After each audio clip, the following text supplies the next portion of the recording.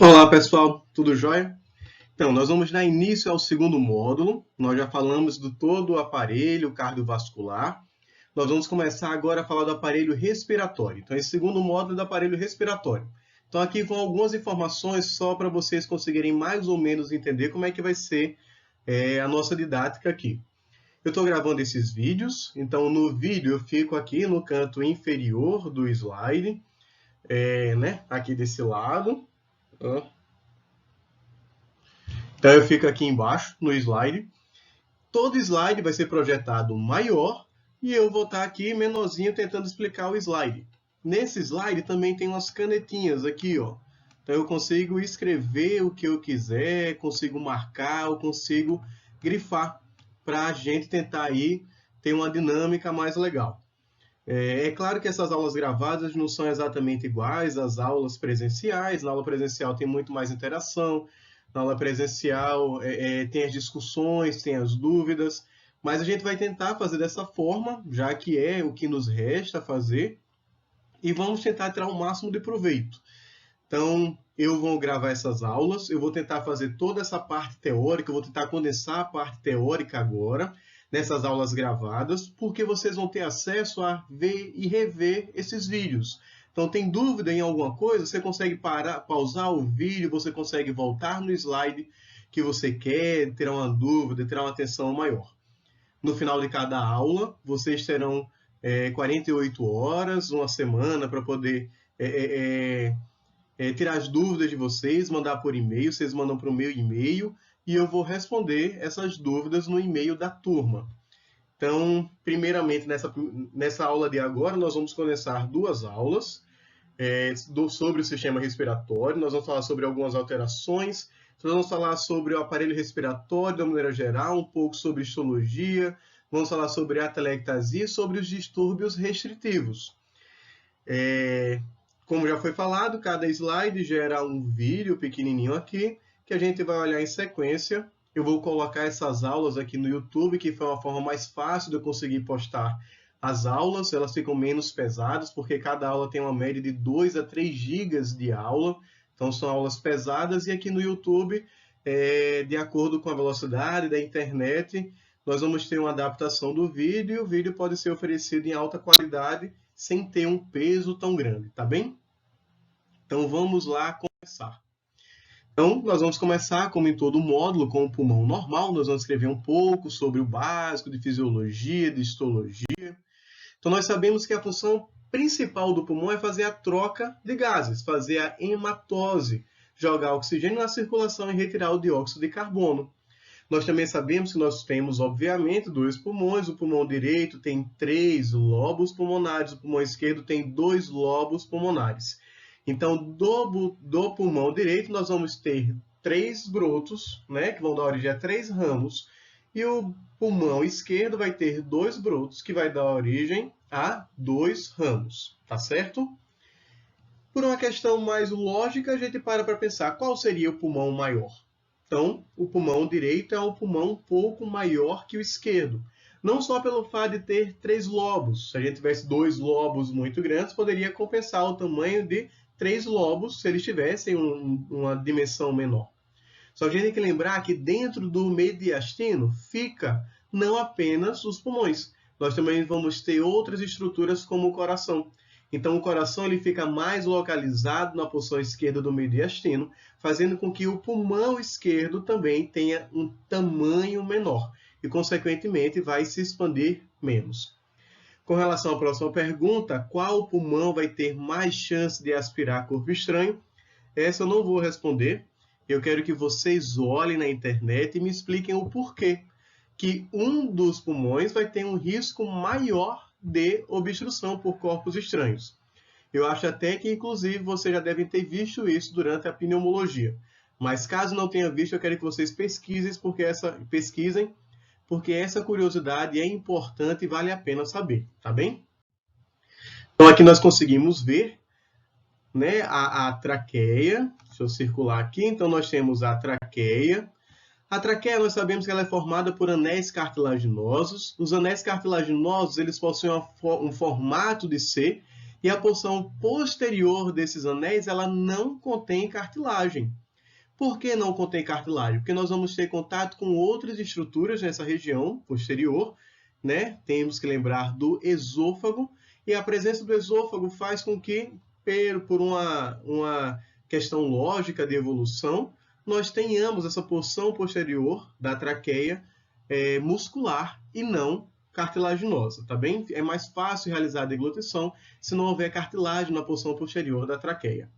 Então, nós vamos ter aqui a traqueia, ela vai descendo até essa região aqui da bifurcação.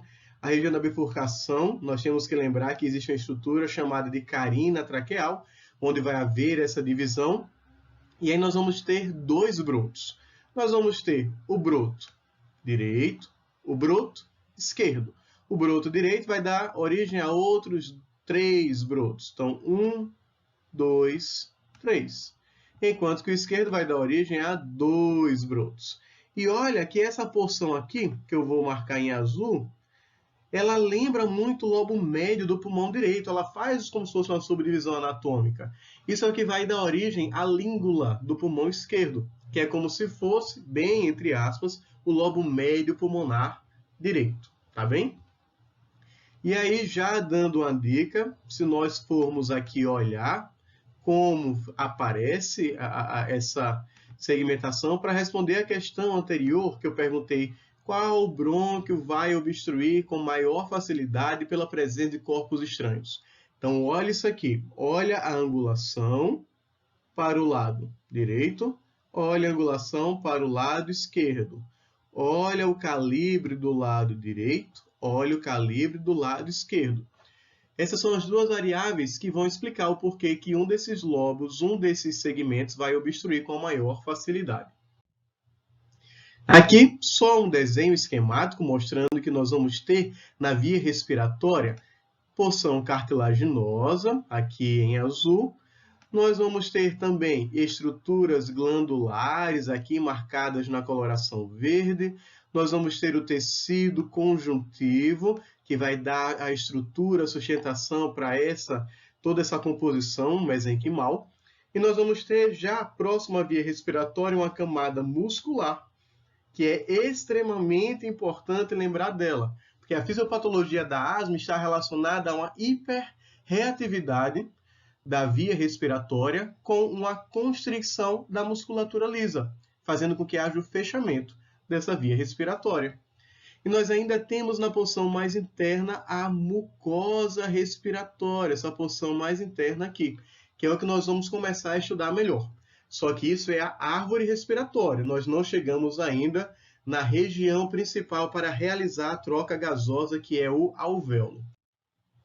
Então, ainda na via respiratória, olhando a histologia, nós conseguimos observar o epitélio respiratório, que é pseudo-estratificado, cilíndrico, ciliado, e pode ter células caliciformes.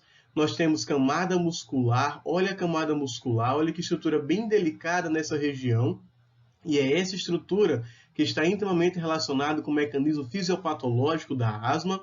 Nós também temos a presença de glândulas, olha as glândulas aqui localizadas nessa região conjuntiva.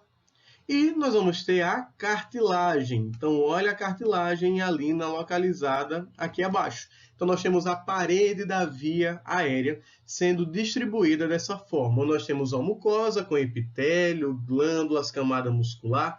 Nós vamos ter também essa estrutura cartilaginosa e, a depender da localização do órgão da via respiratória, a presença de cartilagem pode estar presente ou não. É isso que vai diferenciar os brônquios dos bronquíolos. Quanto menor é a via respiratória, menos a gente vai tendo essas camadas da sua parede. Então, essa cartilagem vai ser perdida lá naqueles bronquíolos menores. Quando chegar lá no bronquíolo respiratório, a gente não tem mais essa camada lá. Então, aqui só mostrando mais uma vez a mesma estrutura com epitélio respiratório, tecido conjuntivo, camada muscular, presença de glândulas e aqui a cartilagem hialina. Isso é um brônquio. Temos que lembrar também que nós temos tecidos linfóides associados à mucosa. Nós temos linfócitos circulando por vários locais do corpo. E a gente tem que lembrar que os órgãos linfóides eles vão receber esses linfócitos. Nós vamos ter os linfonodos, que vão ter, conectando esses linfonodos à circulação linfática, mas nós também temos alguns órgãos apresentando estruturas linfóides. Vocês estudaram na histologia, vamos relembrar só alguns agora. Então, nós temos o baço, que também é um órgão linfóide, nós temos as amígdalas, nós temos as adenoides, nós temos a mucosa, o tecido linfóide associado à mucosa respiratória, tecido linfóide associado à mucosa gástrica, mucosa intestinal e por aí vai. Então, nós temos tecidos linfóides associados às mucosas também. E o epitélio respiratório apresenta esse tecido linfóide. Já que nós temos o bronquíolo terminal. Lembra que eu falei que conforme vai diminuindo a espessura da via respiratória, a gente não tem mais cartilagem? Nós já temos aqui um bronquíolo terminal. E cadê a cartilagem no bronquíolo terminal? Ela não existe.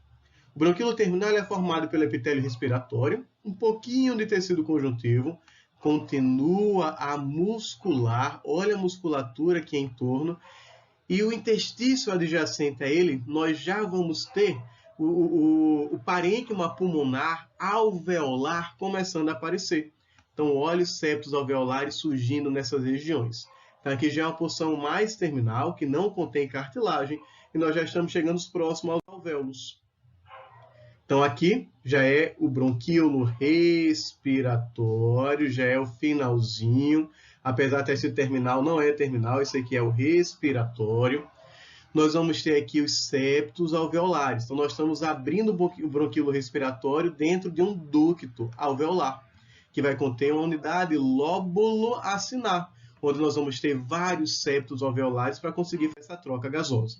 Então, olhando um pouco de longe, então aqui mostrando que realmente era o bronquíolo respiratório, não era terminal, está errado lá no livro do Junqueira. Então, nós temos aqui o bronquíolo terminal, nós vamos ter aqui o bronquíolo respiratório, e olha como é o parênquima alveolar, como é o parênquima pulmonar que contém os alvéolos. Então, nós estamos observando aqui todos os alvéolos. Isso é o pulmão normal. O que é o pulmão normal? Um pulmão que não tem inflamação, um pulmão que não tem fibrose, um pulmão que contém septos alveolares com esse arranjo meio ondulado, meio irregular, com as paredes bem delicadas e o interior dele só preenchido por ar. Isso é o pulmão normal.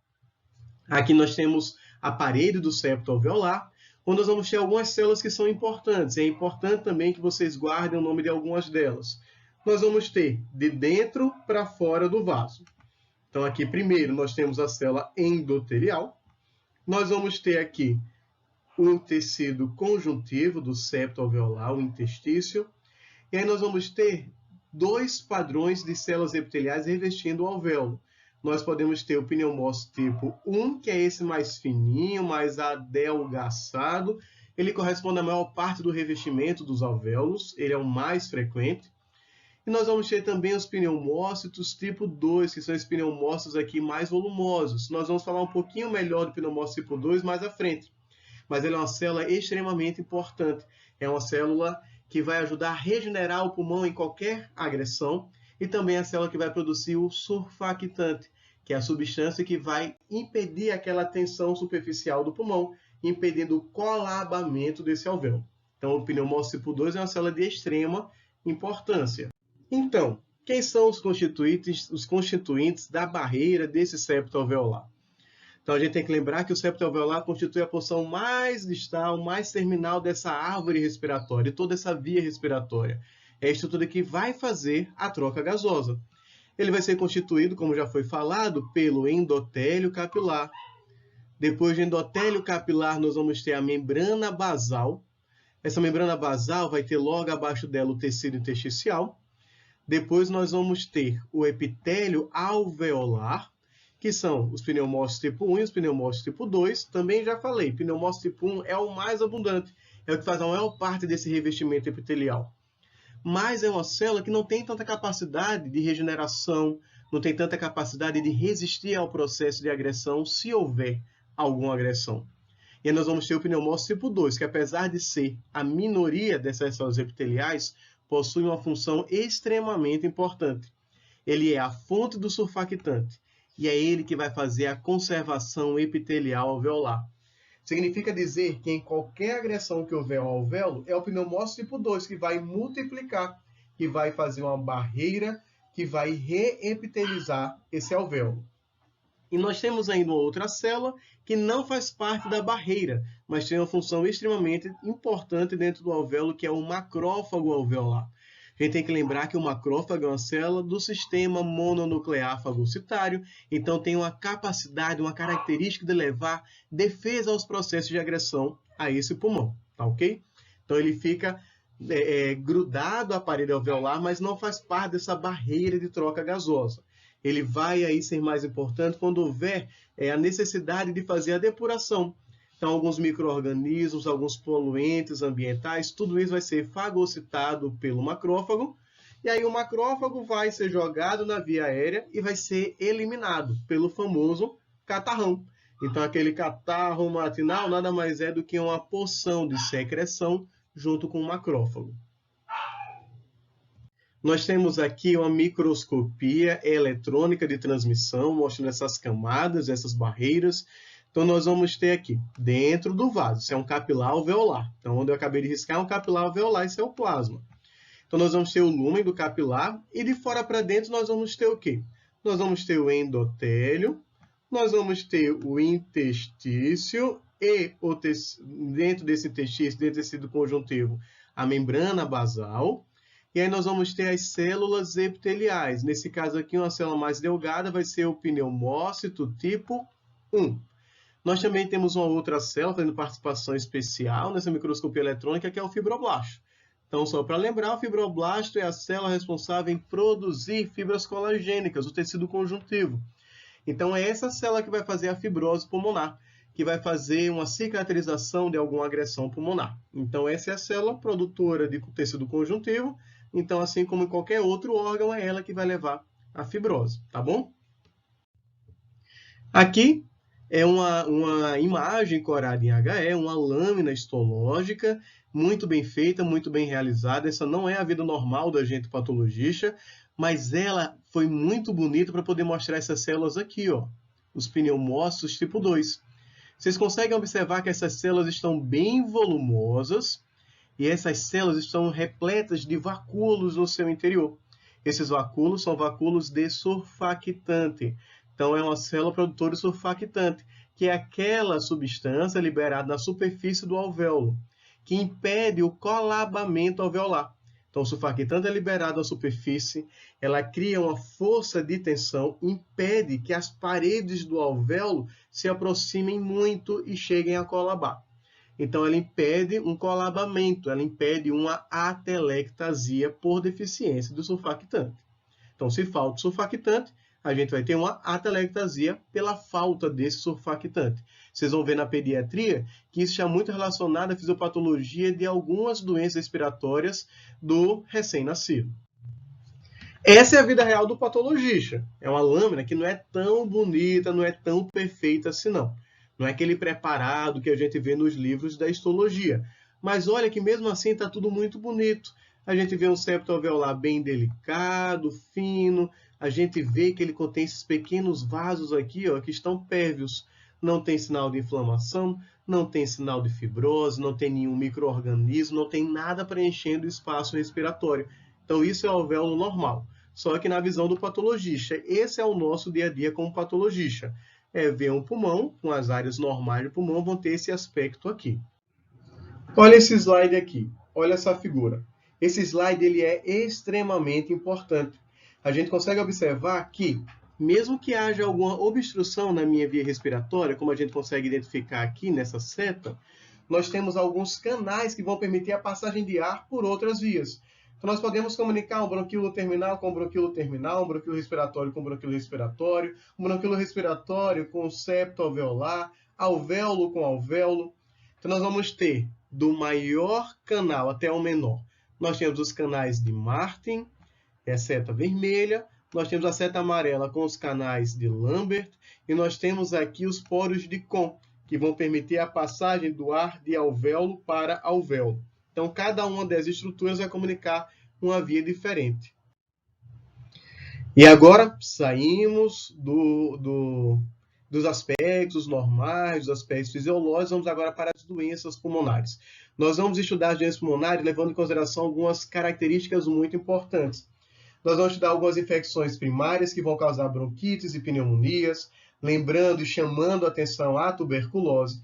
Nós vamos falar de doenças crônicas, especialmente algumas doenças crônicas obstrutivas, como a doença pulmonar obstrutiva crônica, que vai ter como repercussão enfisema, a bronquite crônica. Nós vamos falar sobre asma, nós vamos falar sobre neoplasias malignas. E aí, começando sobre o cenário geral de pneumologia, do porquê que estudar pulmão, repara no próximo slide. Então, nós temos aqui cânceres, neoplasias malignas. A gente consegue ver que a incidência do câncer de pulmão apresentou um crescimento muito grande com o passar dos anos. Houve um declínio mais recente, mas a gente vê que lá na década de 90, início dos anos 2000, ainda existia uma grande quantidade de pacientes que apresentavam câncer de pulmão. Isso acontece devido à exposição aos carcinógenos ambientais. E nós temos alguns grandes vilões para o câncer de pulmão. O mais conhecido deles corresponde ao tabagismo, já é muito conhecido. Nós vamos estudar os cânceres de pulmão relacionados ao tabagismo e os cânceres que não são relacionados ao tabagismo. E a gente vê que lá, no finalzinho da década de 90, quando começou a ter campanha de tabagismo, começou também a ter uma diminuição da incidência do câncer de pulmão. A gente vê que o câncer de pulmão é uma das neoplasias malignas com maior aumento da sua incidência, da sua prevalência, mesmo com a diminuição ainda permanece lá, como uma importante causa de morte, por câncer. E aqui a gente consegue ver até por estatística. Então, o câncer de pulmão é o que mais mata, mas ele não é o mais frequente. No homem, ele ocupa a 3ª posição e na mulher, ele ocupa a 4ª posição. Então, apesar de não ser o câncer mais frequente, ele é o câncer que mais mata. E tem uma importância epidemiológica muito importante do porquê que nós temos que estudar a neoplasia pulmonar. Então, o câncer de pulmão vai ser o último assunto que a gente vai abordar dentro desse módulo. Nós vamos abordar ele mais detalhadamente ao longo de uma aula. Vai ser a última aula desse módulo de sistema respiratório. Entrando agora em assuntos mais específicos, nós vamos começar a falar de um maior tema, que é a atelectasia pulmonar. Depois nós vamos estudar a doença pulmonar obstrutiva crônica, os distúrbios obstrutivos pulmonares. Começando com a atelectasia, que é um assunto mais leve, mais tranquilo, de estudar. Vamos passando. Iniciando, então, com o conceito da atelectasia. Ela é conhecida como colapso pulmonar e ela vai ser resultante de ou uma dificuldade na expansão do pulmão, ele não consegue expandir de maneira adequada, ou existe algo que está fazendo o pulmão colabar, fechar. Então, o pulmão vai ficar fechado e isso vai dificultar a oxigenação. Uma região do pulmão que fica fechada e que não consegue expandir, vai ter 2 agravantes principais. Primeiro agravante, não oxigena. Então, quanto maior a extensão da minha atelectasia, maior é a gravidade dessa atelectasia para o paciente. Segundo fator ruim, a segunda coisa ruim que vai vir da atelectasia. Uma região da atelectasia ela é mais propícia ao desenvolvimento de processos infecciosos. Então, a região da atelectasia pode ser foco de uma infecção pulmonar, pode ser sede de uma pneumonia. Geralmente, a atelectasia costuma ser um processo reversível. Nós vamos conseguir reverter o quadro fazendo a eliminação da causa que levou à atelectasia. Mas existe um padrão de atelectasia que nós vamos comentar, que é um padrão irreversível. E a gente para pensar, o que poderia resultar em uma atelectasia irreversível? Uma causa base irreversível, fibrose pulmonar. A fibrose ela não é reversível. A fibrose ela não vai sumir e o pulmão não tem como voltar a ser o que era. Então, diante de um quadro de fibrose pulmonar, doenças fibrosantes pulmonares vão cursar com padrão de pneumonia ou de padrão de atelectasia que não permite a expansão pulmonar. Vai ser uma atelectasia que vai ter fibrose dentro do seu contexto e ela não vai ser reversível. Nós vamos comentar sobre esse padrão de atelectasia um pouquinho mais à frente. Vamos dividir, então, a atelectasia em 4 tipos. Primeiro tipo, compressão. Segundo tipo, absorção. Terceiro tipo, deficiência do surfactante. A gente já conversou um pouquinho, né, falando do pneumócito tipo 2. E o quarto tipo é a atelectasia por contração, que é aquela que deposita fibrose e, portanto, vai ser irreversível. E a atelectasia por absorção também tem como sinônimo a atelectasia por obstrução. Vamos comentar um pouquinho sobre cada uma delas? Então, começando com a atelectasia por compressão. O nome já fala muito sobre ela. Existe algo comprimindo o parênquima de fora para dentro. É como se eu estivesse pegando as minhas mãos e estivesse fechando esse pulmão. Então, existe algo, alguma força externa, fazendo com que haja uma compressão do pulmão e ele reduza de tamanho.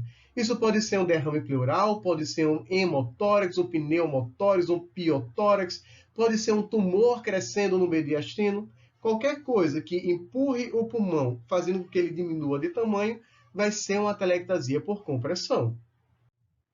Então, aqui nós conseguimos ver, olha essa radiografia. Deixa eu colocar a caneta vermelha. Esse lado direito, vermelho, agora sim. Esse lado direito está muito próximo do normal. A gente vê a árvore brônquica, vocês já devem ter pago na pneumologia. A árvore brônquica está aqui, o padrão de transparência pulmonar é esse, que é um padrão mais escuro, mas ele não é completamente preto. Ele fica um padrão meio um tom acinzentado, né? Um dos 50 tons de cinza. Então, do outro lado, nós vamos ter o quê? Nós vamos ter essa região e olha a diferença dela. Ela está muito mais escura. Isso aqui é um pneumotórax. Nós temos tanto ar dentro dessa caixa torácica que está fazendo com que o parênquima pulmonar seja comprimido a essa estrutura aqui, ó. Isso é o que sobrou de pulmão normal. Muito pouco. E toda essa região mais escura aqui do lado de fora corresponde a nada mais, nada menos que o pneumotórax. Então, tudo isso aqui é pneumotórax. Então, o pneumotórax cresceu e diminuiu o espaço respiratório. Existe um outro padrão de atelectasia, que é a atelectasia por absorção ou por obstrução. O nome dela também já é óbvio. É como se a gente pegasse um carocinho de feijão e jogasse na via respiratória. Esse caroço de feijão vai obstruir em algum local da árvore respiratória. O local que ele obstruir vai fazer com que tudo que vier depois não vai ser mais oxigenado. Se não é oxigenado, se não chega ar, vai sofrer uma atelectasia. Então, geralmente, a atelectasia por obstrução acontece através de uma obstrução completa da árvore respiratória. Lembra aquelas vias de comunicação que nós falamos? Os canais de Lambert, de Marty, os poros de Kohn? Quando nós temos corpos estranhos obstruindo, esses canais não vão ser eficientes, porque eles vão ficar dentro de uma estrutura lobo-lacinar menor. Então, a gente está obstruindo uma via respiratória um pouquinho maior para levar a esse padrão de atelectasia. Vocês estão mais ou menos entendendo? Então, se eu obstruo uma região mais calibrosa, atelectasia. Se eu obstruo lá embaixo um bronquíolo respiratório, um bronquíolo terminal, aí sim esses canais conseguiriam fazer com que haja uma difusão desse ar por outras vias que não o próprio bronquíolo obstruído.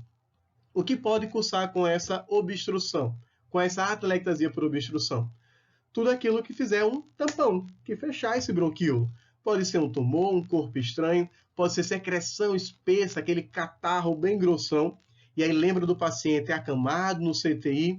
Quem tiver a oportunidade de ver um paciente lá no CTI, na UTI, acamado, que está com o ventilador mecânico, esse paciente todos os dias vai ter que fazer uma ou mais vezes a drenagem dessa secreção. A gente vai aspirar a secreção que está no interior desse tubo de ventilação, porque ele pode cursar com esse padrão de atelectasia. Então, tudo que obstruir um brônquio, fechou, é uma atelectasia por obstrução.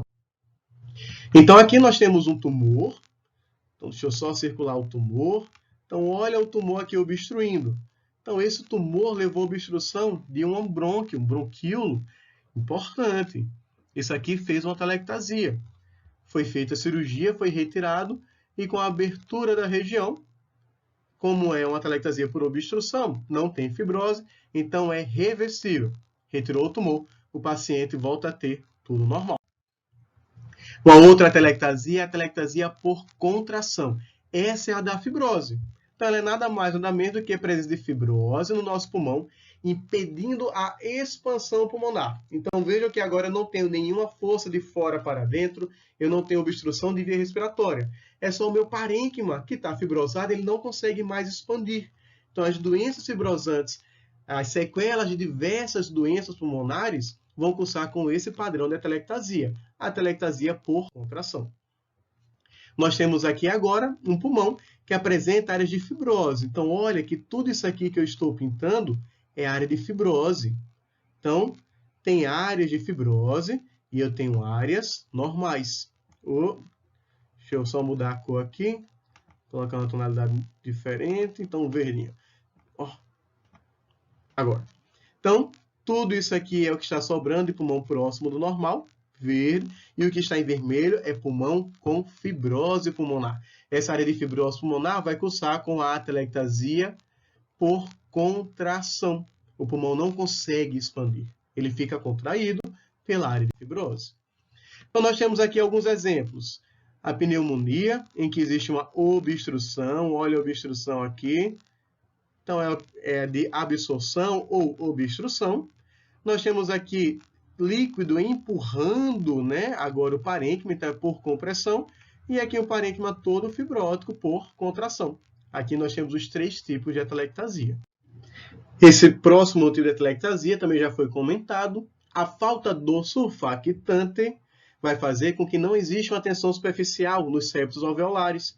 Esses septos alveolares vão ficar muito mais suscetíveis ao colapso. Então, a gente tem que ter uma substância que leve uma tensão para manter o septo aberto. A partir do momento que a gente perde essa tensão, na expiração, eles vão colabar e não abrem mais. Então, a presença do surfactante que faz com que haja uma tensão superficial. Isso vai acontecer em algumas situações. No recém-nascido, cursando com a síndrome da membrana hialina, que vocês vão estudar na pediatria. E no adulto vai cursar, essa nós vamos estudar na aula de hoje ainda, na síndrome do desconforto respiratório do adulto.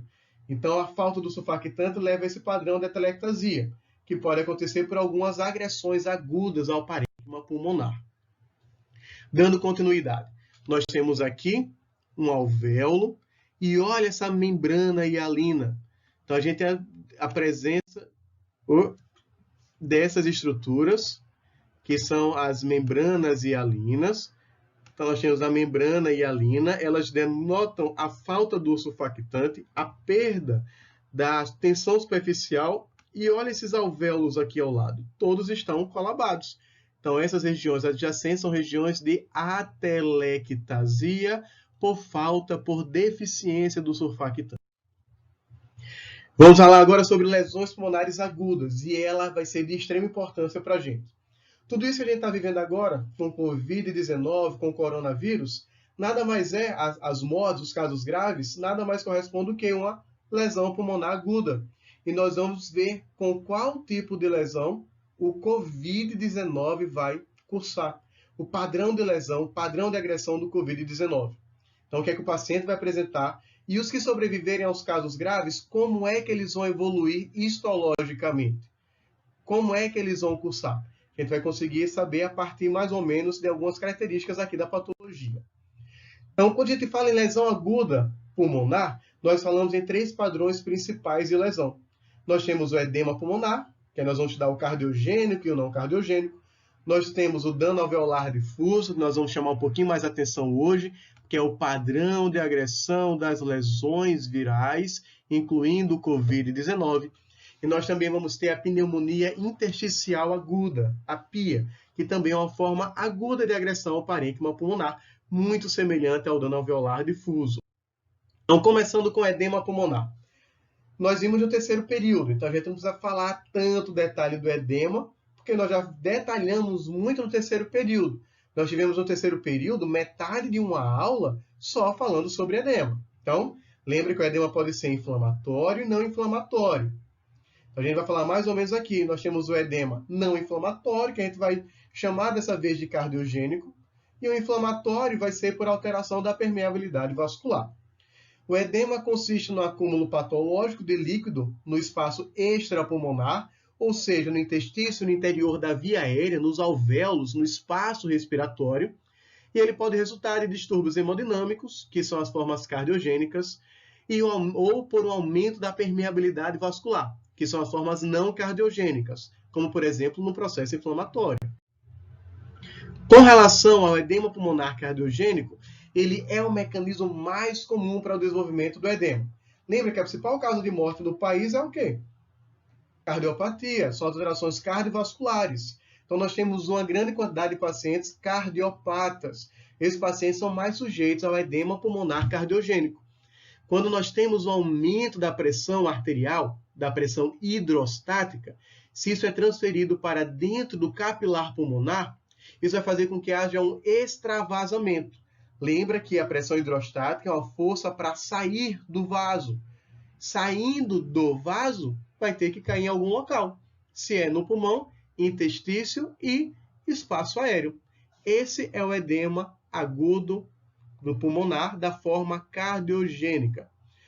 E a gente tem que tentar tratar isso. Geralmente são pacientes que apresentam falência cardíaca do lado esquerdo. Então, vamos usar drogas específicas que permitam a contratilidade cardíaca e diminuam, que vocês vão estudar mais na cardiologia, a pré-carga desse paciente. Condições que podem estar relacionadas a essa forma de edema. Infarto agudo do miocárdio, se o paciente já tem uma insuficiência cardíaca e agora descompensou, se ele tem as mais variadas alterações valvares, como estenose mitral, insuficiência mitral, estenose aórtica, se ele tem a hipertrofia ventricular esquerda, também muito importante, cursando com insuficiência diastólica, se ele tem algum distúrbio da eletricidade cardíaca, cursando com arritmias e instabilidade hemodinâmica. Então, tudo isso é importante e pode cursar com edema pulmonar. Aumentou a pressão dentro do alvéolo, aumentou a pressão dentro do lado capilar alveolar, extravasou e resultou no edema pulmonar na forma cardiogênica. Morfologicamente, o que nós vamos ter? É o paciente se afogar no seco. Então, o paciente vai ficar com o pulmão encharcado, cheio de líquido, pesado. Histologicamente, nós vamos ver os capilares dilatados e preenchidos pelo líquido. E lembrando que o líquido na lâmina fica com um fundo claro, rosa, um fundo eosinofílico. Lembrando que quando nós temos esse extravasamento de líquido para o interior do septo alveolar, nós vamos ter também extravasamento de algumas hemácias, resultando em regiões de microhemorragia. Olha aqui nessa imagem. Então, nós temos aqui a traqueia. Deixa eu desenhar a traqueia aqui. Então, isso aqui é a traqueia. Ela foi aberta, né, na necrópsia. A gente tem aqui um pulmão, o outro pulmão. Foi feito um corte na traqueia e no pulmão. Tudo isso aqui no interior da traqueia corresponde a esse edema, a esse extravasamento de fluido. Então, houve aumento da pressão hidrostática dentro dos capilares alveolares, fez com que houvesse um extravasamento, a saída do espaço aéreo, e esse líquido chegou já no interior da via aérea, aqui mais especificamente para a traqueia. Então, essa espuma aqui nada mais é do que o produto desse edema agudo de pulmão e, obviamente, o paciente morreu, porque isso aqui é a necrópsia dele. Aqui na histologia, nós conseguimos observar o espaço aéreo deveria estar branco. É o fundo do microscópio. Então, deveria estar tudo muito claro. E essas setas azuis estão evidenciando que o fundo está rosa. Esse rosa corresponde a líquido no interior também do espaço aéreo. E olha os capilares alveolares. A gente consegue ver que os capilares estão todos congestos, cheios de sangue, ó. Eu circulando aqui. Então, está tudo vermelhinho, com muito sangue no interior. Então, pode acontecer o extravasamento também de algumas hemácias. Então, qual é o quadro clínico desse edema pulmonar cardiogênico? O edema pulmonar cardiogênico ele vai ter clinicamente tosse seca, que pode ter expectoração ou não, e a expectoração é esse edema agudo de pulmão. Pode ter um ataque de apneia, que vai ter uma gravidade variável, a depender da repercussão clínica que esse paciente apresenta. Ele pode ter ortopneia, ou seja, ele só consegue respirar bem quando ele está em pé. E a criança, o adulto que apresenta esse quadro, ele fica em pé e fica elevando o pescoço, tentando respirar melhor. Ele pode apresentar ainda tiragem intercostal, que é quando nós conseguimos visualizar bem o espaço intercostal, ele cria um sulco, que é a força que a musculatura faz para conseguir inspirar. E os sinais de hipoxemia grave também podem ser evidenciados em alguns casos mais graves, como, por exemplo, a fadiga muscular respiratória, a presença de sonolência devido à hipóxia, uma queda rápida da frequência respiratória, então o paciente sai da taquipneia até uma bradipneia, pode ter uma agitação psicomotora e uma alteração do estado de consciência, com desorientação e, posteriormente, com rebaixamento do nível de consciência. Então, aqui a gente consegue ver em imagem, né? Aqui nós temos a tiragem intercostal, um GIF, nessa primeira imagem. Nós temos aqui o paciente com ortopneia, você vê que ele tenta levar o pescoço para conseguir respirar melhor. Então, os sinais de gravidade, o paciente acaba tendo também sinais de fadiga muscular. E aqui a gente vê um paciente com um edema generalizado. Só que existe também um edema pulmonar do tipo não cardiogênico. O edema pulmonar não cardiogênico ele vai acontecer devido a uma lesão do vaso. O alvo agora é lesão ao vaso lá do capilar alveolar. Se o vaso é lesionado, se o endotélio é lesionado, ele vai permitir a saída de substâncias do interior do capilar alveolar para o intestício e para a via respiratória. Então, a gente tem que quebrar a integridade do aparelho vascular. Então, nesses casos, nós vamos ter uma alteração da permeabilidade vascular, independentemente da pressão hidrostática. O endotélio que vai ser o alvo dessa lesão. O edema pode ficar restrito ao próprio intestino alveolar e, obviamente, em toda situação mais grave, nós vamos ter a saída desse líquido também para o espaço alveolar. Ele pode ser localizado. Um exemplo de edema pulmonar não cardiogênico é o da pneumonia. A bactéria, o vírus faz a lesão, vai fazer a agressão. Nós podemos ter uma pneumonia lobar. Então, a pneumonia lobar, nós vamos ter um edema localizado. Ou pode ser, por exemplo, a pneumonia que vai acontecer nessas infecções virais, que vai acontecer no COVID-19, que vai ser um quadro mais generalizado. E aí vai ser chamado de dano alveolar difuso, que a gente vai comentar logo em sequência. E óbvio, a clínica do paciente vai variar de acordo com a causa base, de acordo com a quantidade de parênquima pulmonar acometido. Então, desde casos leves, oligossintomáticos, até casos graves, onde o paciente pode evoluir a óbito. E aí chegamos a esse tópico agora, olha lá em cima, que mudou de nome, dano alveolar difuso. O dano alveolar difuso é uma forma que vai representar uma síndrome de angústia respiratória aguda. Imagina um quadro agudo de inflamação se instalando de maneira muito rápida em ambos os pulmões, de maneira difusa em todos os pulmões, em todo o parênquima pulmonar. Isso vai comprometer a troca gasosa de maneira absurda. Isso vai dificultar a respiração. Isso vai fazer que o paciente tenha um desconforto e uma clínica grave. Essa síndrome clínica, então, clinicamente vai ser a SARA, que é a síndrome da angústia respiratória aguda. E quando nós falamos em anatomopatologia, histopatologia, isso vai ser chamado de dano alveolar difuso. E o que é que vai caracterizar o dano alveolar difuso?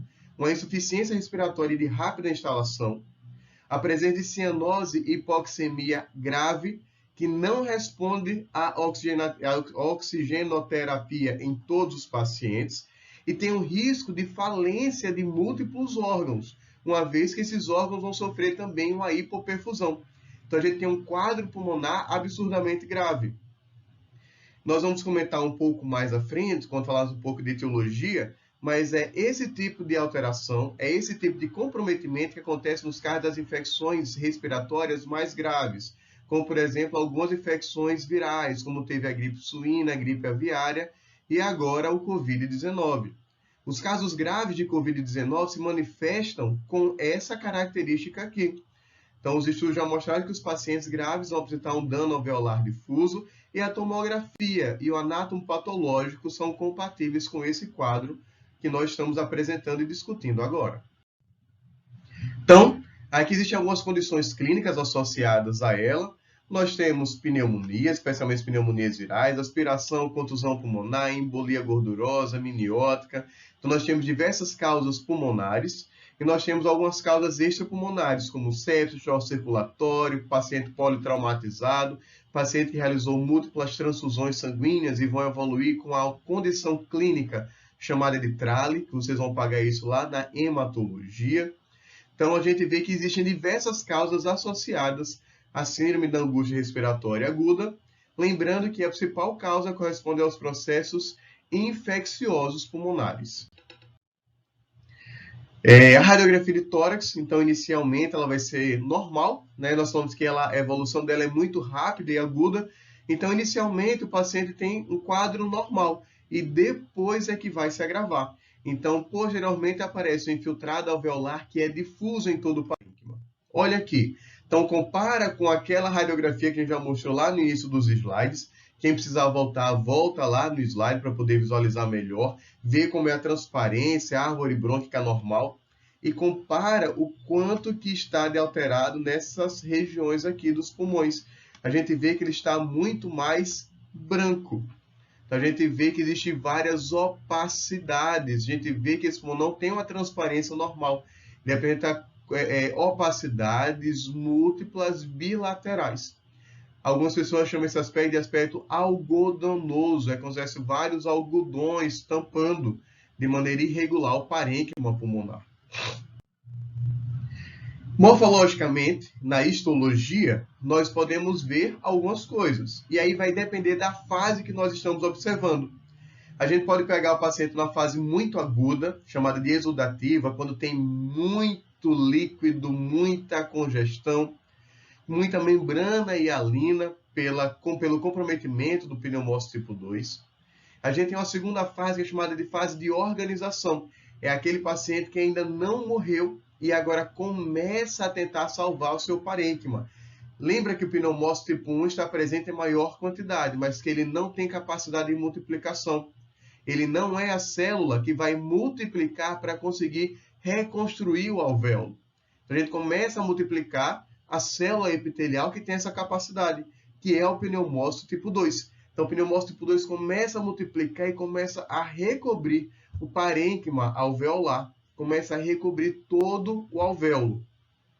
E se o paciente sobrevive, toda a área que foi lesionada gravemente vai ser substituída por fibrose. E toda a área que tem capacidade ainda de se modificar, de se regenerar, vai voltar ao normal. Então, essa fase final, que é a fase de resolução, nós vamos ver já o final do parênquima, o que aconteceu com ele. Então, as áreas mais comprometidas vão apresentar fibrose e as outras áreas já vão ter a sua reconstituição, já vão ter o seu reparo finalizado. Então, nós vamos ter um pulmão com fibrose. Isso acontece no final. É por isso que existem alguns vídeos falsos aí circulando, falando que, para saber se está com Covid-19, com a forma grave, você tem que respirar fundo e prender a circulação, prender a respiração. Se depois de 10 segundos você sentir dor na caixa torácica, dentro do pulmão, é porque você está com fibrose pulmonar.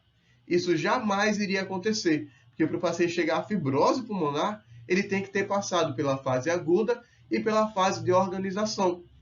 E a fase de resolução é a fase mais tardia. Ela só vai acontecer no mínimo 15 dias depois de uma fase aguda grave. Então, esses vídeos que estão circulando são falsos, porque não existe mecanismo patológico compatível com o que é divulgado. Então, aqui nós vemos uma fase aguda.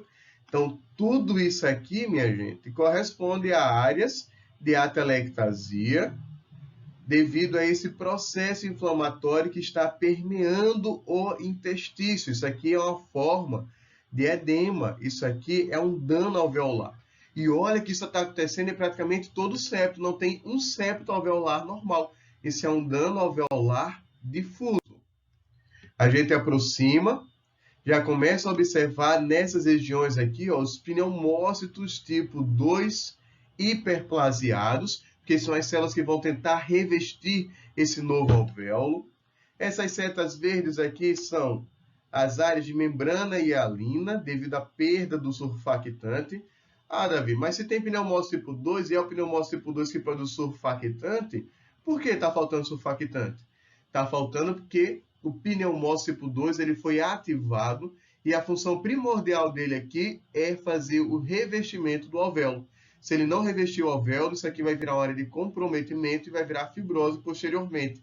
Lembra que em um processo inflamatório, um dos 5 pontos cardinais é a perda da função. Esse pneumócito não tem todas as suas funções executando normalmente. Aqui a função dele, principal, de defesa, vai ser revestir esse alvéolo. Depois ele começa a produzir o surfactante. Aqui, olha, está uma perfeição essa imagem. Olha que incrível esses pneumócitos tipo 2 hiperplasiados tentando revestir esse novo alvéolo para que ele não morra. Aqui a gente consegue ver uma musculatura brônquica. Musculatura está abaixo da mucosa. Musculatura está abaixo do epitélio. O epitélio aqui morreu. Então a gente tem essas células aqui epiteliais que estão mortas, elas foram descamadas. Isso é uma agressão muito grave ao parênquima pulmonar.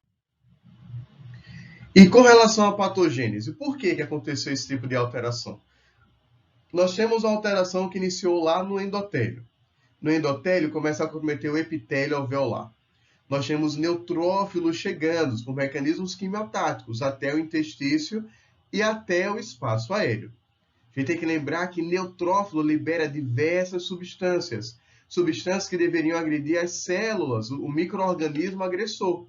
Só que às vezes não tem micro-organismo agressor, ou às vezes tem, mas o micro-organismo agressor não vai ter uma resposta, não vai ser agredido pelo alvéolo. Desculpa, não vai ser agredido pelo neutrófilo, mas o alvéolo pode ser agredido. Então, todas as substâncias que são liberadas pelos neutrófilos começam a agredir o alvéolo. Isso leva a um aumento da permeabilidade vascular e um aumento da destruição. E a destruição ela pode progredir, ela pode se tornar grave. E nos casos graves, ela vai, quando resolver, vai virar fibrose, cursando com doença crônica com os pacientes que sobreviverem aos quadros. Obviamente, quanto mais jovem é o paciente, melhor vai ser o padrão de resolução. Quanto mais velho for o paciente, pior vai ser essa resolução. E é por isso que pacientes idosos, eles geralmente respondem de maneira pior ao dano alveolar difuso e apresentam uma mortalidade maior. Então, olha aqui o que acontece. O neutrófilo está na circulação, por mecanismo quimiotático, ele vai sair, vai chegar ao intestício, ao espaço aéreo. Lá no espaço aéreo, ele começa a liberar suas diversas substâncias, suas quimiocinas, suas interleucinas, e algumas substâncias, como metaloproteases, têm a capacidade de destruição, e elas vão destruir o epitélio desse alvéolo, levando a esse processo de agressão. Então, o dano alveolar difuso, ele clinicamente vai apresentar o desenvolvimento de uma SARA, de uma síndrome de angústia respiratória, que vai ter tudo aquilo que nós já falamos. Vai ter nos casos mais graves, cianose, hipoxemia. E os pacientes graves necessitam de acompanhamento hospitalar. Mais uma informação que fala sobre o Covid-19. Então, quando nós temos uma epidemia como está acontecendo agora, nós vamos ter uma maior quantidade de casos graves. É uma doença que tem uma alta capacidade de infecção. Então, você que está assistindo pode se infectar em algum momento. Mas o objetivo é que os pacientes mais suscetíveis não infectem de uma vez. Que os pacientes que têm risco de ter uma maior gravidade não se infectem de uma vez. Se a gente tiver infecção em massa, nós não vamos ter capacidade de acompanhar no hospital todos esses pacientes. Então, mata menos que H1N1? Mata menos proporcionalmente. Então, os casos graves são proporcionalmente menores. Mas H1N1, ele pega uma parcela menor da população. O Covid-19 está pegando uma parcela maior da população. Então, sem fazer apologia política, sem fazer apologia a nenhum tipo de pensamento, mas se a gente para pensar, se tem uma epidemia que infecta uma grande quantidade de pessoas, que pode levar a casos graves, se ela acontece de uma vez, nós vamos ter uma grande quantidade de pacientes necessitando de acompanhamento hospitalar. Os hospitais vão ter uma grande quantidade de pacientes e não vão dar conta desses pacientes. E olha que os casos graves vão ser refratários à oxigenoterapia. E a mortalidade dos casos mais graves, eu estou falando dos casos mais graves, daqueles que respondem pior, que fazem um dano muito acentuado, ela pode chegar a 60%. E aí existe uma outra entidade, ó, mudou de assunto, olha lá em cima, agora é pneumonia intersticial aguda. É a mesma coisa, com uma diferença. E essa diferença é, ela não tem uma causa conhecida. Então, você não consegue associar uma sepse, infecção pulmonar, uma aspiração gástrica, trauma, politraumatizado, intoxicação por gás, nada. A pneumonia intersticial aguda, ela é, por definição, uma doença idiopática. Ninguém sabe o porquê que ela está acontecendo. Muitas pessoas atribuem a reações cruzadas, a mecanismos fisiopatológicos de reações cruzadas, de doenças autoimunes, mas ela não tem mecanismo reconhecido, ela não tem um agente etiológico reconhecido. Então, essa é a pneumonia intersticial aguda. Ela classicamente acomete indivíduos com idade maior que 50 anos, não tem preferência por sexo, vai desenvolver um quadro muito semelhante de SARA, então insuficiência respiratória aguda, geralmente 3 semanas após alguma infecção de viária superior, mas a infecção já acabou. E é por isso que as pessoas imaginam uma reação cruzada, uma autoimunidade, mas ninguém sabe ao certo. As características clínicas, radiográficas, são idênticas à síndrome respiratória aguda. A mortalidade também é semelhante, né? Em torno de 50%, 60%. E quem sobreviver também tem sequela semelhante. Vai apresentar doença intersticial crônica com fibrose pulmonar. Para quem quer dar um intervalo, eu aconselho agora, nesse momento, a gente já passou da metade dos slides, dá um pause, vai dar uma relaxada e depois volta para o próximo slide. Então, no próximo slide a gente já começa o assunto, e o assunto vai ser doenças pulmonares obstrutivas e restritivas.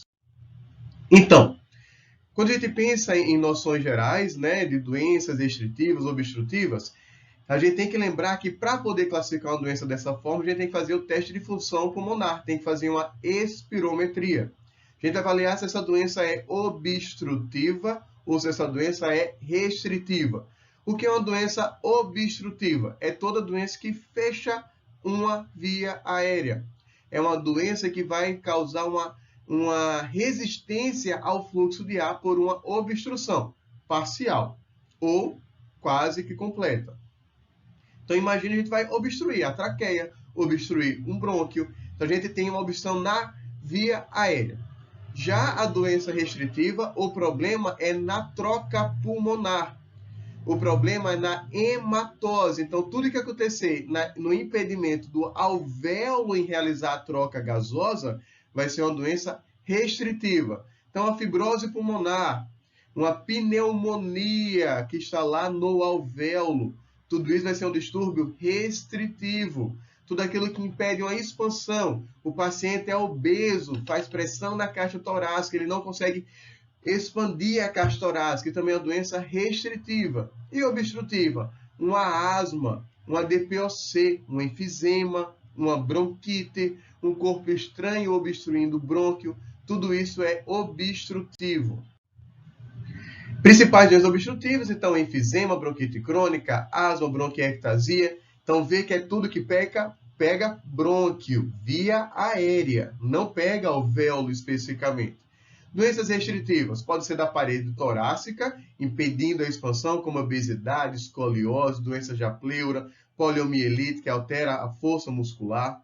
Ou doenças do próprio intestício alveolar, como a SARA, que seria uma pneumonia grave, ou a fibrose pulmonar, que já é uma consequência crônica. Tudo isso impede a expansão e ou a troca gasosa. Aqui tem um vídeo, eu vou deixar o link do vídeo para vocês poderem anotar, vocês poderem observar. Eu não vou passar ele, já que vocês podem observar ao lado. É um vídeo que tem duração de 3 minutos. Ele vai fazer uma analogia da espirometria com um copo de milkshake. Então, ele pega um copo de milkshake e coloca um canudo. E ele fala que tudo que a gente tem em relação ao canudo vai ser um distúrbio obstrutivo. E tudo que é o copo, se você pega o copo e amassa, você está diminuindo a capacidade desse copo em absorver, esse copo em ter líquido no interior dele. Isso seria um distúrbio obstrutivo. Vou deixar o link, vocês olham o link, que é um vídeo do YouTube. E aí, falando de doenças pulmonares obstrutivas que vão ser agora os assuntos dessa aula. Então, algumas generalidades sobre ela. Então, é um grupo de doenças que vai ter um aumento da resistência ao fluxo de ar. Então, são distúrbios obstrutivos. O problema é no fluxo do ar. E cada doença possui uma particularidade. Nós vamos ter o enfisema, nós vamos ter a bronquite crônica, e elas, quando acontecem conjuntamente, vão ser denominadas de doença pulmonar obstrutiva crônica, a famosa DPOC. Então, nós vamos ter alterações das duas superpostas. E nós sabemos que o DPOC tem um grande vilão, e esse vilão é o tabagismo. É o poluente dessa combustão. Então, a gente vai ter o tabagismo como principal, né? Mas ambientes com poluição também vão ser locais que vão ter a maior quantidade de pacientes com DPOC. Então, muita poluição ambiental, hoje em dia, também já é fator de risco para DPOC. O que é um enfisema? O enfisema corresponde ao aumento do alvéolo. O que acontece é que os alvéolos eles vão se quebrando, eles vão se partindo, eles vão se destruindo, e o espaço aéreo ele vai aumentando. Isso é acompanhado, da destruição das paredes. Não existe uma fibrose evidente. Quando tem a fibrose, ela é muito discreta e delicada, mas nós vamos ter esse aumento do septo aéreo pela destruição desse septo aéreo. Ele não fica mais complacente.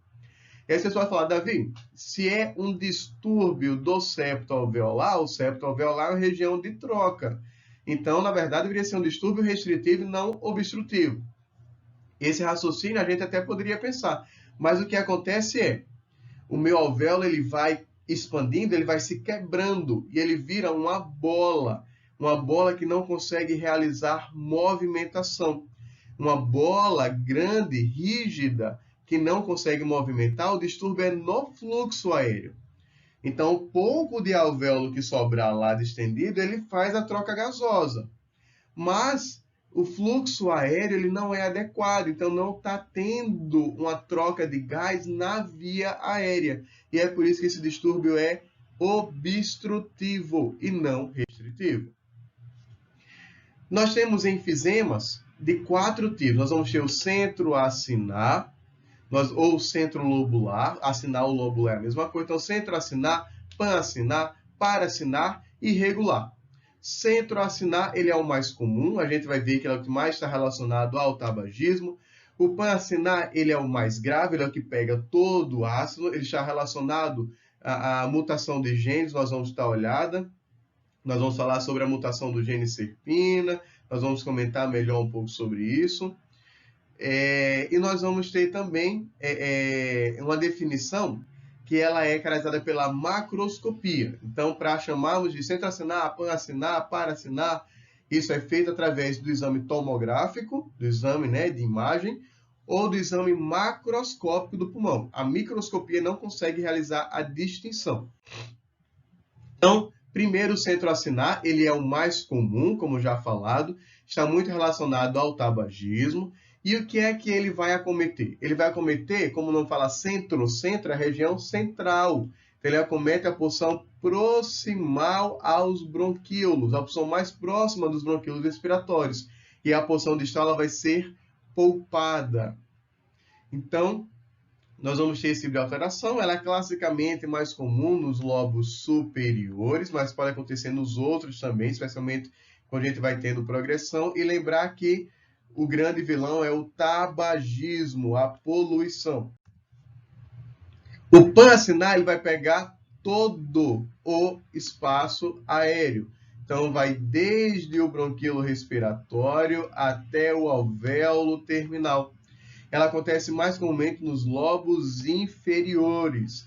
E ela está associada com a deficiência da alfa-1 antitripsina, que vocês já devem ter comentado sobre ela na pneumologia. A gente vai comentar um pouquinho aqui na pneumopatologia, que ela está relacionada à mutação de um gene chamado SERPINA1. E ela traz complicações, algumas complicações. não somente nos pulmões, mas também em outros órgãos. Então, aqui diferenciando, o centro acinar geralmente acontece no lobo superior, e aqui o pan-acinar, que geralmente acontece no lobo inferior. Lembrando que o centro acinar vai acontecer mais na porção central, enquanto que o pan-acinar acontece mais, pode acometer tudo, né? Então, pode acometer toda a região e mais o lobo inferior. Aqui, comparando mais uma vez o centro acinar, o centro lobular, e aqui o pan-acinar ou panlobular. Então, um pegou só o início, o outro pegou tudo. E aí, deficiência da alfa-1-antripsina, um adendo aqui. A deficiência de alfa-1-antripsina é um distúrbio genético por uma mutação no gene SERPINA1. O que é a alfa-1-antripsina?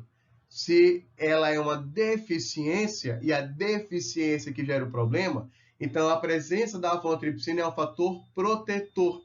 Ela é produzida no fígado e ela atua como uma antiprotease. Lembra que o neutrófilo produz protease? Então essa antiprotease vai inativar essa protease e vai impedir a ação da agressão desse neutrófilo à parede alveolar. Então, impede o dano tecidual. Então, alfa-1-antripsina impede dano tecidual. E a falta dela deixa esse dano tecidual acontecer de maneira mais acentuada. Então, ela é uma deficiência que começa lá no fígado. Nós temos outros órgãos sendo acometidos por essa alteração? Nós temos sim. Pode acometer pele, pode acometer fígado, pode acometer os rins, pode acometer os vasos sanguíneos, os pulmões, aparelho digestivo. Ela é uma doença multissistêmica. Lembrando que aqui nós vamos falar sobre ela especialmente no papel na DPOC, que é o que nós estamos comentando agora. E o que é o enfisema paraseptal? O paraseptal é aquele em que a porção proximal está normal. Então, lembra que o centro lobular, o centro acinar, ele compromete a porção proximal. Aqui não, aqui ela está preservada. O que está alterado é a porção distal. Então, nós vamos comprometer a porção distal. Ela fica mais notavelmente localizada próximo à pleura, já que ela está acometendo a porção mais distal, e ela costuma acontecer algumas vezes próximo a regiões de fibrose, de cicatrização, formando algumas lesões pseudocísticas. Imagine que até agora tem uma lesão pseudocística próximo da pleura. Se ela rompe, ela vai dar pneumotórax. E algumas vezes rompe até de maneira espontânea. Existe o irregular, que é aquele que não tem padrão de comprometimento, está associado muitas vezes a regiões de cicatrização, e quando ele é focal, ele costuma ser assintomático e não tem nenhum significado clínico. Morfologicamente, como é que fica esse enfisema? Nós vamos ter um aumento dos espaços aéreos, vamos lembrar pequenas bolhas na macroscopia. A distribuição da lesão vai ser de acordo com o tipo de enfisema que a gente já falou, né? Ele pode ser pan-acinar, paraseptal, centro-lobular ou irregular. Então, o pulmão vai ficar maior, hiperdistendido, nós vamos ter menor quantidade de septo alveolar, porque eles foram destruídos e agora estão bem dilatados. Microscopicamente, nós vamos ter alguns alvéolos, né, anormalmente muito grandes, separados por finos septos, porque quase nunca tem um processo de fibrose. Então, olha que macroscopicamente a gente tem uma grande quantidade de septos alveolares que são visíveis. Essas séries até estão apontando para essas regiões. Então, aqui mais um, está na região subpleural. Imagina uma região dessa estourando, vai dar um pneumotórax. Pode dar pneumotórax espontâneo. Mais região de septo, essas setinhas estão todas mostrando aí esses septos alveolares foram todos distendidos, forma quase que lesões pseudocísticas. E aqui na microscopia a gente consegue observar esses alvéolos. A gente consegue ver, ó, olha como é um septo alveolar normal. Estou circulando aqui em vermelhinho, ele é desse tamanho. Ó, outro aqui do lado. Então, olha como estão esses outros septos aqui. Estão todos aumentados de tamanho. E a prova que existe destruição do septo alveolar, que ele vai sendo destruído, que olha o que acontece. Essa pontinha aqui, ó, estão vendo aqui? Essas regiões que eu estou circulando na outra imagem ao lado? Tudo isso que eu estou circulando é a região do septo alveolar que acabou de romper. Então, ela rompe, né? O septo alveolar não consegue superar essa tensão, vai romper, e aí tem uma reação nessa ponta. e ela forma como se fosse esse bracinho. Isso é chamado de baqueteamento do septo alveolar. É um achado morfológico muito clássico do paciente com enfisema. Então, vai ser essa hiperinsuflação alveolar e o baqueteamento do septo alveolar. Clinicamente, nós sabemos que as manifestações, toda manifestação do pulmão só começa a aparecer quando a gente compromete uma boa parte do pulmão. Se a gente arranca um pulmão, a gente consegue viver com o outro, com algumas limitações. Então, a gente tem uma reserva funcional pulmonar muito boa. Então, as manifestações pulmonares só começam a surgir quando a gente tem um comprometimento de aproximadamente 1/3 do parênquima de todos os pulmões, né? Dos 2 pulmões. Então, 1/3 de cada pulmão. A gente começa a ter a dispneia, que ela começa leve, depois vai progredindo. Começa com a tosse, que ela pode ser seca ou com expectoração. Vai depender se tem bronquite crônica associada, porque se houver bronquite crônica, com expectoração, tipicamente matinal. O paciente pode começar a sibilar, o paciente pode começar a ter perda de peso, e o tórax dele começa a aumentar, especialmente no diâmetro antero-posterior. Então, olha como fica a radiografia. Ela fica bem mais transparente, então a hipertransparência, com retificação do diafragma, mais retificação do diafragma. O espaço aqui anterior está aumentado, o espaço posterior também está aumentado, então a gente tem um aumento do diâmetro antero-posterior desse tórax, dando esse aspecto de barril ou de sino. A tomografia computadorizada, mostrando essas diversas lesões pseudocísticas, aqui distribuída de maneira bem difusa, algumas muito grandes. E aí, saímos um pouco desse espectro de enfisema, vamos agora para a bronquite crônica e juntar toda a informação para poder caracterizar o DPOC.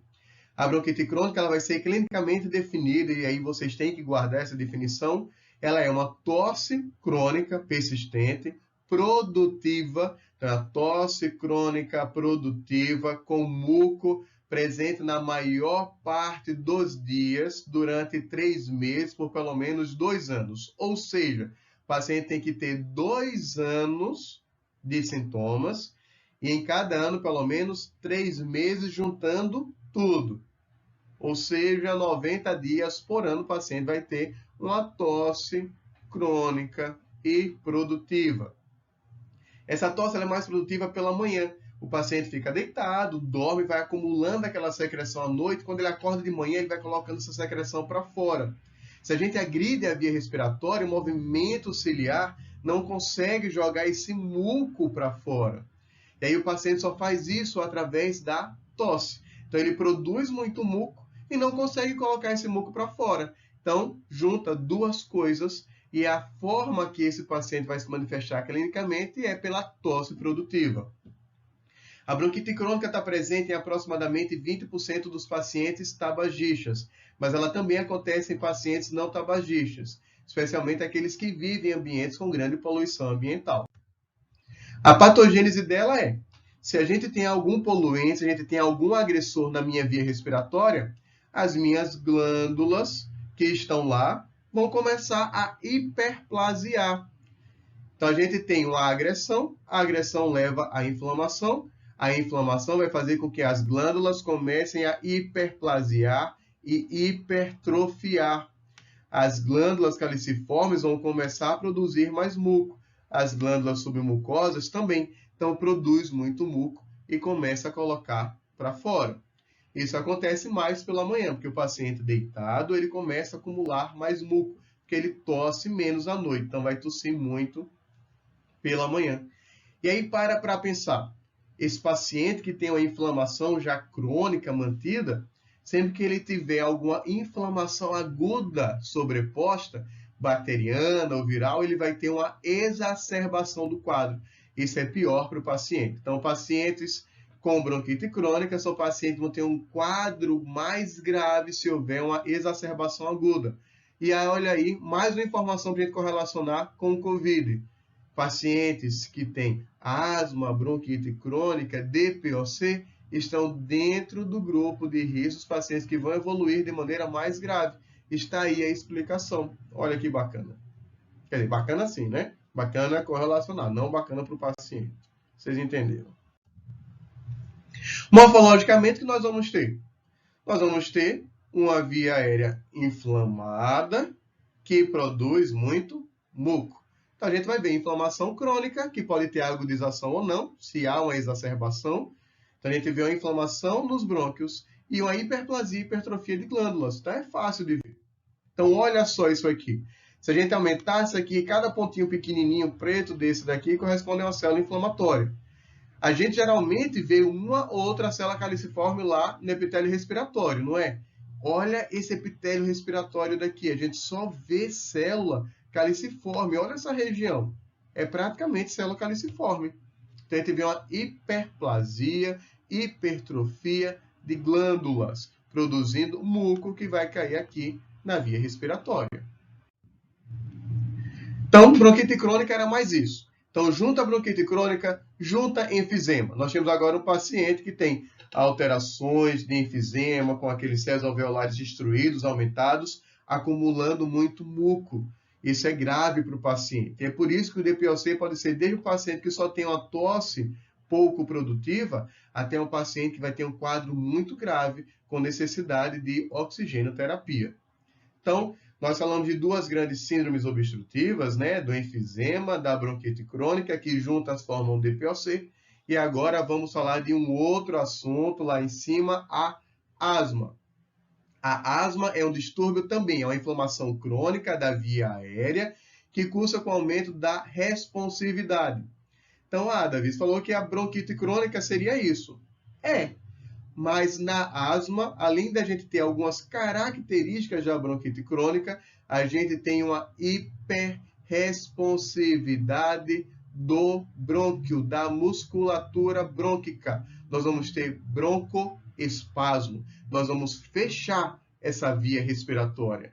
Isso vai dar sibilo, dispneia, tosse, que pode ser reversível de maneira completa ou parcial, ou reversível de maneira espontânea ou com tratamento.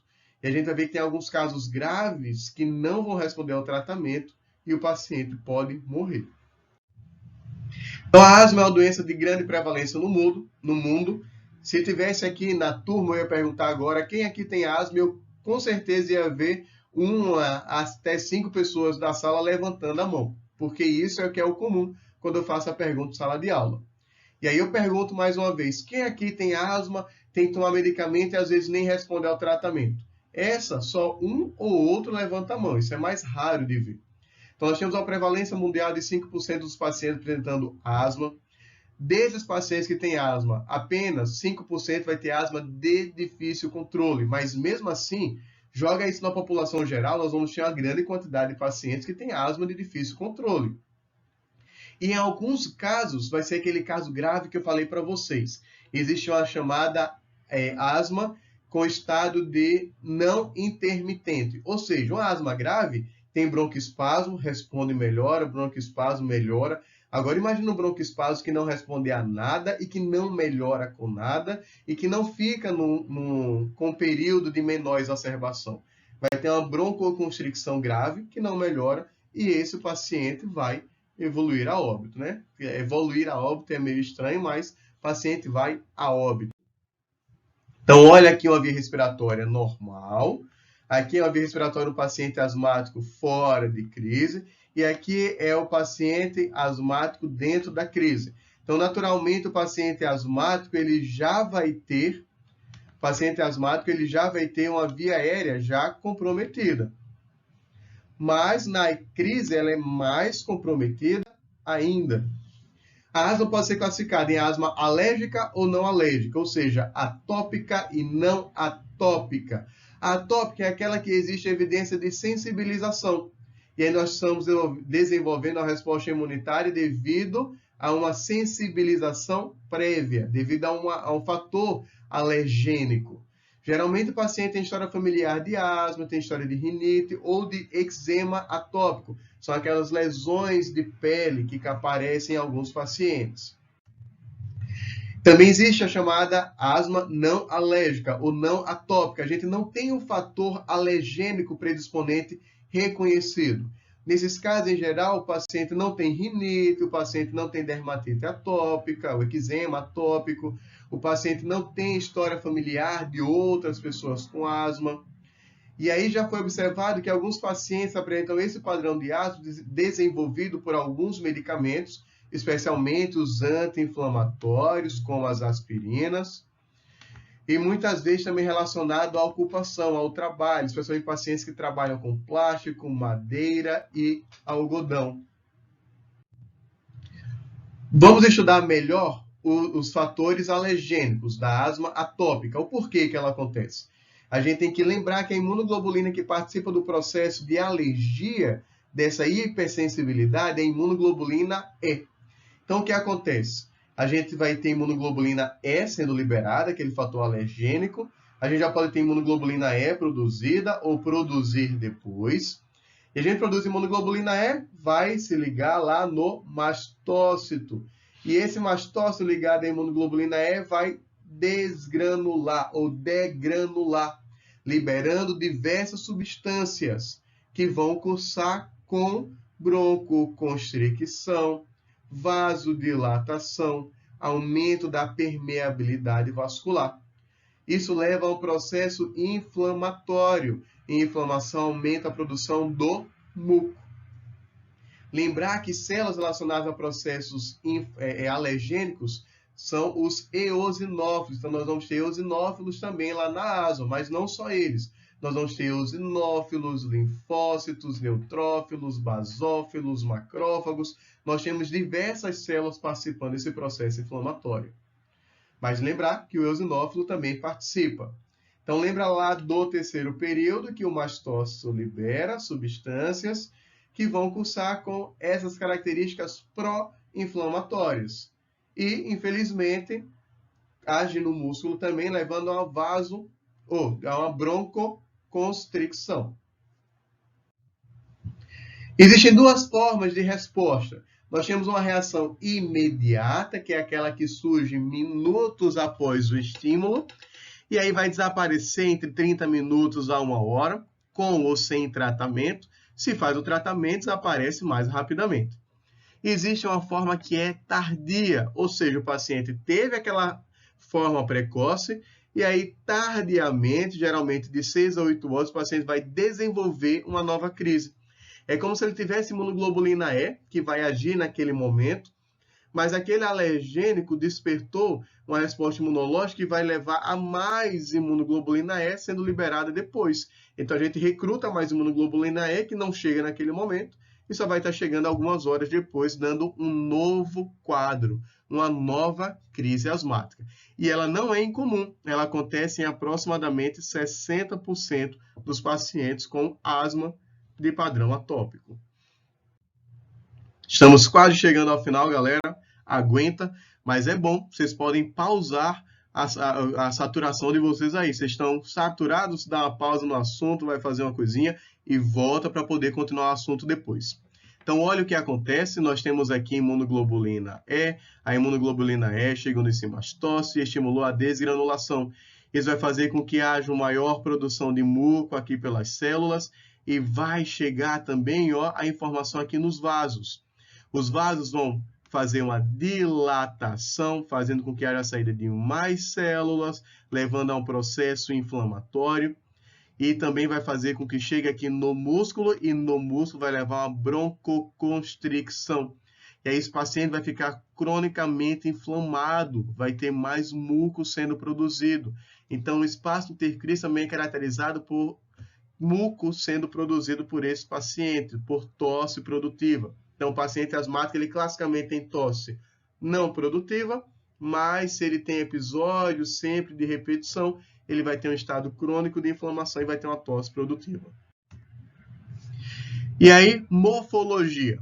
Se é asma, vamos agora imaginar o que vai acontecer. Broncoconstricção. Isso cria um mecanismo de válvula. O que é que uma válvula faz? Deixa o fluxo passar em um sentido, mas não passa em outro. Quando nós fazemos inspiração, ela é um processo ativo, a gente faz força para inspirar. A expiração não é um processo passivo. Então, imagina agora que a gente está colocando ar. mas o processo passivo ele não é capaz de jogar esse ar para fora. Então, a asma funciona dessa forma. Não é que falta ar dentro do pulmão, não. É o oposto. Eu tenho muito ar dentro do pulmão. O pulmão está hiperdistendido, hiperinsuflado. Faz a radiografia na asma, ele vai estar aparecendo o paciente com enfisema, guardadas as proporções. Então, o paciente vai estar com o pulmão hiperdistendido, está aumentado, porque o ar entra e não consegue sair. A oclusão dos brônquios e dos bronquíolos ela acontece pela broncoconstricção e também pela presença do muco. O muco no interior dessa via respiratória vai impedir a passagem desse ar, e vai funcionar como um mecanismo de válvula, permitindo o fluxo em um sentido, mas não no outro. Então, o ar entra nos pulmões com muito mais facilidade do que sai dos pulmões. Esse muco no interior das vias aéreas, ele acaba se associando a algumas células epiteliais. E quando o paciente coloca isso para fora, ele forma as espirais. Então, aquelas pequenas vias aéreas lá dentro do pulmão, nos menores porções, ela começa a acumular muco com células respiratórias, naqueles bronquíolos terminais, e aí quando o paciente tosse e sai aquele muco, junto do muco do paciente vai ser essas espirais de muco com células descamadas. Essas espirais são patognomônicas, ou seja, só acontece na asma. Elas são chamadas de espirais de Cushman. É importante saber? Olha, não, mas eu já vi caindo em prova de residência. Vou cobrar na prova de vocês? Posso até cobrar, mas é uma palavrinha que é mais fácil. E não vai ser uma questão sobre espiral de Cushman. Seria uma questão que abordaria dentre os itens ou lá no enunciado as espirais de Cushman. E aí a asma vai levando ao remodelamento das vias aéreas posteriormente. O que seria isso? Então, olha que nós temos inflamação, musculatura com inflamação, ela está hiperreativa, e nós temos aqui muco no interior da via respiratória. E aqui nós temos, já para acabar, o último slide, galera, isso que é a espiral de Cushman. Estão vendo? Olha a espiralzinha que ela vai fazendo uma espiral nesse sentido aqui. Isso aqui era muco que estava preso lá na minha via respiratória de menor calibre. E aí, na tosse, quando o paciente expectora, sai na expectoração desse paciente essas espirais. E aí, são as espirais de Cushman. Então, pessoal, é isso. A aula aqui já acabou. Vamos fazer o seguinte. Turma, reúne não, assim, né? Manda perguntas dentro do próprio e-mail da turma que vocês querem me mandar. Junta as perguntas e eu vou responder as perguntas todas juntas, tá bom? Vocês vão mandar pelo e-mail da turma todas as perguntas que vocês tiverem. Em no máximo 48 horas eu vou responder todas as perguntas. E o que eu vou fazer para responder as perguntas? Eu acho até melhor.